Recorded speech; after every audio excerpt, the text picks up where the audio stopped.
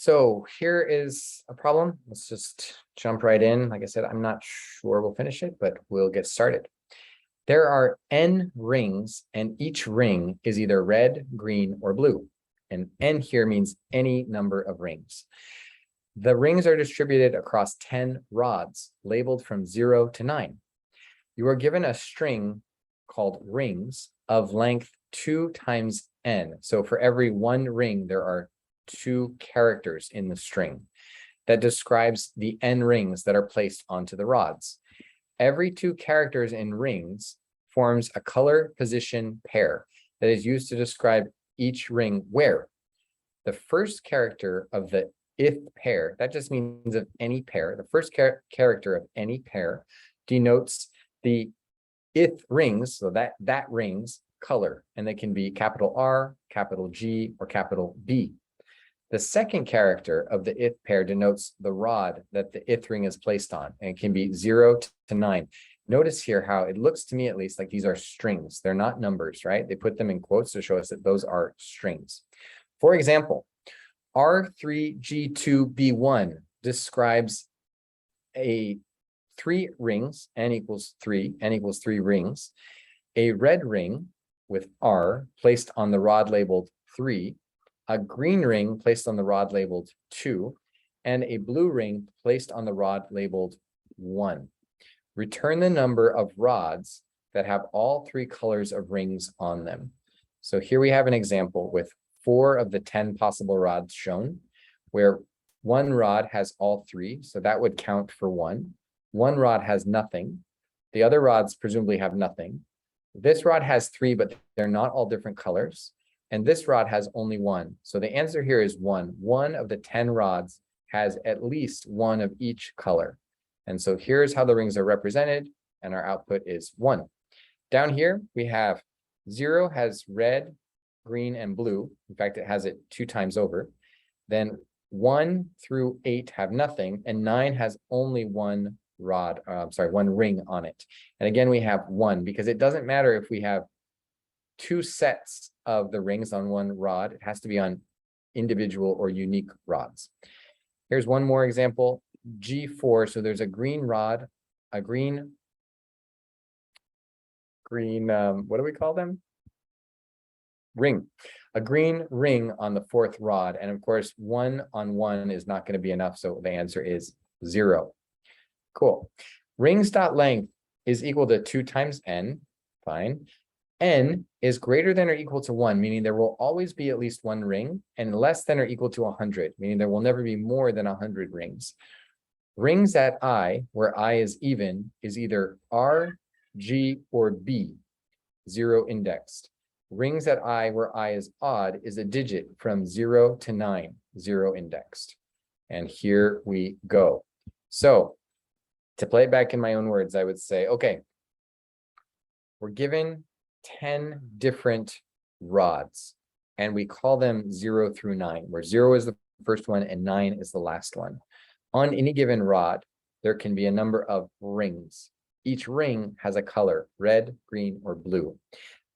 The color is denoted by a character, R, G, or B, and the rod is denoted by a character, but it's a number, 0 through 9.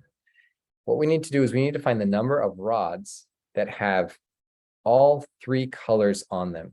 And we don't care if there's more than one of any of the colors, but there must be all 3 present. Something like that. And I'll check in with the interviewer. Am I understanding this problem correctly? Do you see anything that I'm missing? No, Jordan, that sounds like a pretty good summation. Or, well, did you catch how many possible rings there can be? Or did you, whatever, they're going to ask. Oh, yeah, there could be no less than 1 and no more than 100. Yep, okay, that's right. Whatever clarifying questions they ask, or we do that. Okay, now it's our turn to ask clarifying questions. So we ask anything we need to in this problem. LeetCode is pretty good about locking down the details, which makes it easier to not have to ask questions. This question is not meant to be ambiguous. It's meant to be delivered without a proctor, right? Without an interviewer there. So there's not a lot that we have to wonder about. It's pretty darn clear. I can't think of any clarifying questions here, which is fine. If you had an interviewer, maybe they give you something more amorphous, you need to ask more questions. All right, now we start talking. Okay, One thing is, if you're working in JavaScript, when you see uniqueness, you should think sets. And if you're not familiar with sets, you will be at least by the end of this problem. So I would say something, all right, I'm going to iterate over the rings. Each one is represented by 2 characters. I'm going to group them by their rod, and then I'm going to check if all 3 rings are present on that rod. Now, to do that, I got to think a little bit about how I'm going to do it. What I'm thinking here is, excuse me, I'm going to treat each rod like an array. So I'm going to say create an array with 10 elements.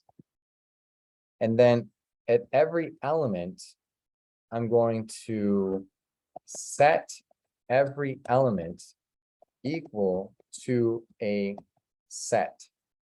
Again, we'll get back to what sets are in just a second. Then I'm going to iterate over the rings. And I'm going to, let's see, find the rod of that ring. And again, rod here, we could probably put it in quotes. What we mean more technically is the index in this array. Create a rod array. Index in rod. Call this rods array. Index in rods. And then I'm going to add that color to the set. Okay. Finally, I'm going to, let's call this filter all rods by those that have a length of, I'm sorry, it's a set, so we call this a size of 3. Okay, now let's talk about this a little bit as a class for anybody who's not familiar with some of these things. First of all, a set is a data structure. It's built into JavaScript. Can I get back to this? Yeah, let's work on this for just a second. I'm going to comment out everything here so I can just do a little demonstration on sets. We'll say let set equals a new set. We have to use a constructor to get a set. And now a set is kind of like an array in that it holds items, and it's kind of like an object in that they're not ordered, but it's different in that it will only take unique items. I always say it's like a little party, but you can only have one of every type. So here I would say something like set.add, and thinking about our problem, we'll say we're going to add R for red, and then I'm going to do console.log set. Let's run that. It's just a minute here, and we say, okay, we have a set with one thing inside of it, and it's that R. Okay, let's add something else. Let's do set.add a G. And again, I'm going to console log that set. Okay, now we see it has an R and a G. Now what happens if another R comes along? Say set.add another R, a second R, and we will console log our set again. And here we see the second R is not allowed to come in. The size of the set does not change. So in our problem, we're going to keep putting R's and G's and B's into the set. But if we put 7 R's, there's only going to be 1. And if we put 3 G's, there's only going to be 1. What's the advantage of using a set over a hash map and dictionary? If we wanted to do this in a hash map, we'd have to sort of like count, is there at least 1 R? Is there at least 1 G? Is there at least 1 B? Whereas here, we can simply say, does a set have 3 things in it in our problem, at least in the context of our problem? Then great, we're good to go. If it doesn't, then not so good. An object or a hash map has key value pairs. This does not have key value pairs. It just has, more like an array, it just has some elements inside of it. Like a hash map, they're not ordered, but unlike both, they're totally unique. Okay, I wish we had more time to get into this, but we're gonna have to move on. But something you can, I'm sure, find some good videos on. I'll make a good video on it at some point. So that's the way we're going to do this. We're gonna have an array. Inside of our array, we're gonna have a set at each index. And then we're going to put our rings into those sets. And then we're going to check which sets have a size of 3 in order to get our final answer here. So let's start here. We say let rods equals a new array. We want to fill this array with just like a 1 for right now, just to have something there. Then we want to go through rods dot map element. We want to set that element to a new set. I'm going to do rods equals here. I want that to take. Okay. Now I'm going to iterate over the rings. So I'm going to say for let I equals 0. I is less than rings dot length. And here's a little bit of a tricky part, right? We need to do I plus equals 2. Why is that? Because we need to look at 2 characters at a time, not each character at a time. Different ways we could do that, but that's the way I'm going to handle it here. I'll console log this right now so we can see what that looks like. So I want to do console.log rings at I and rings at I plus 1. We'll hold off on the rest of this for a second. I'm moving faster here because we don't have as much time, but we're still doing our pseudocode. It's way harder to test here, unfortunately, on LeetCode. So we don't have the opportunity to build out a really nice test suite like we did before. Okay, here's our input. Here's what's getting printed out through each iteration. So we see BO, yep, B6, yep, GO, yep, R6, yep, and so on and so forth. And of course, we're undefined down here. So let's find our rod. Do you have a question? Let rod equals rings at I plus 1. And then let's turn that into a number since we need to find an index here. Cool. And then let's insert the color. So here we say rods at, should we call this rod index? I guess rod. I don't know. I'm torn. Maybe we'd call that index. I'm going to call it index. I think that looks better. Rods at index dot add. Why? Because this is a set itself. And what do we want to add? We want to add rings at I. Okay, with that, let's console log not this anymore, but down here we'll console log rods. See what that looks like. There we go. Okay, we got a problem. Let index equals this, rods at index. That's my problem here. Cannot read properties of undefined. Looks like I probably did incorrect here when I created my array. I think I need to put a 10 here to say that there's 10 elements. Better. Okay, now here's my array. So down here, console log rods, I see on my first one, I've got 3. On a bunch of them, I have zeros. On this, what's that, 7, I've got blue and red, and then I've got nothing. And then on my last one, I've got only green. Now, this is this example here. I don't know if it's clear, but this, what they've given us is this here. So we can just check it. On 0, I have blue, red, and green. That looks correct. On 1 through 5, so 1, 2, 3, 4, 5, I have nothing. When I get to 6, I have 2 blue and red. Now I have 2 reds here, but because we're using a set, it won't let that second red in. Again, we care about uniqueness here, so we want to do that. Then we have 2 more sets, that's 7 and 8, represented by the ellipses here with nothing.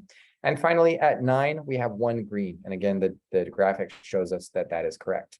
So we're almost there. Now we just say we want to return rods.filter where the element at each place, we say element dot size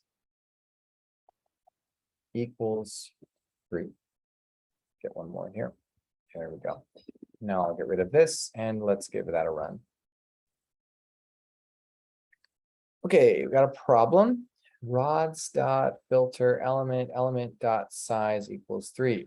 What's my problem here? It's saying it's not a number. Oh, because I need the length of that. My bad. Filter all rods that have a size of 3 and return length.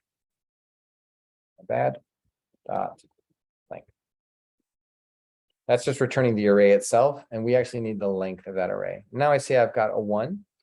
Now, if you want to test here, we have to, can we even do multiple tests? I don't think so. I think we have to just run a new test, but let's see if this works. I forget. I think this doesn't work. I think I've even done this in class before and it doesn't work. That's good. Maybe you can do multiple tests like this. That's great if so. So then we want to go down here. We expect a 0. And yeah, we see a 0. Now, just to make sure, I guess it's working. Can do more than one test, which is great. So here we can't do our assert statements, which I hate, right? We can't like say what we expect it to equal. We're just looking for LeetCode to tell us, is this right? Is it wrong? Okay, whatever. It's a way. It's I think, again, not as robust as Code Wars, but still fine. We could run some more tests. We are unfortunately out of time. I don't see any reason why we won't pass this. I'm just going to clean up a tiny bit here. I will post this code as well in the same replit. And let's make sure that it actually passes. Okay, looks good. I've talked about this before. I don't pay too much attention to this. I do think it's important to look at time complexity. This is not a great indication of, you'll see if you run your same solution multiple times, the times will vary widely. So I wouldn't give too much credence to this, but I guess up to you. The time complexity here is creating a new array is always going to be 10 elements. So this is a static time complexity. It doesn't matter how many rings we have. So we'll just call this, we call this O of 1. Even though it's 10 operations, because it doesn't grow or shrink, it's still O of 1. Let me put some comments in here. Here, we're going to go through all 10 of these. So this is, again, O of 1. I can write here. There we go. Okay, going over all of the rings, this is O of n, where n is the number of rings. So somewhere between 1 and 100 times. Then finding the index here is also O of 1. Wow. Come on, there we go. And adding this is O of 1. And finally, filtering it is O of n. However, I'm sorry, it's actually O of 1. Because again, no matter how many rings we have, we're only going to have 10 rods. So we know that doesn't matter if I get 80 rings or 1 ring, I'm going to end up filtering 10 times here. Because the size of rods will never change. Once we've implemented it up here, it will never change by the end here. So this is a runtime of n. Mark that out. I would not put this as necessarily like, oh, this is the very best solution. I think this is a perfectly good solution. I think that one of the things I'd be looking for if I got someone on this problem is, do they understand to reach for sets and not build out a big object for each rod? But I'm sure this is not the best solution. I'm sure there's some better things we could do here. One thing is we could definitely just do a regular expression where we're looking for combinations of letters. I don't think that's so much faster, but it does take up a little bit less memory. Anyway, I'm sure there's other solutions as well. Cool. If you finish that problem for the first time and you set up your LeetCode account, you should be able to go back to your profile and it might need to refresh. Again, you might have to go back here and then go back to your profile and wait just a second, but you should see That was an easy problem, so you should see your easy count go up by 1. And then either immediately or soon after, you'll see your LeetCode score go up and your score over here go up. If you're doing a bunch of LeetCode, they don't push the same way that Code Wars problems do. So definitely come back and refresh CodeTrack. Make sure that CodeTrack picks up your changes and gives you the appropriate score for it.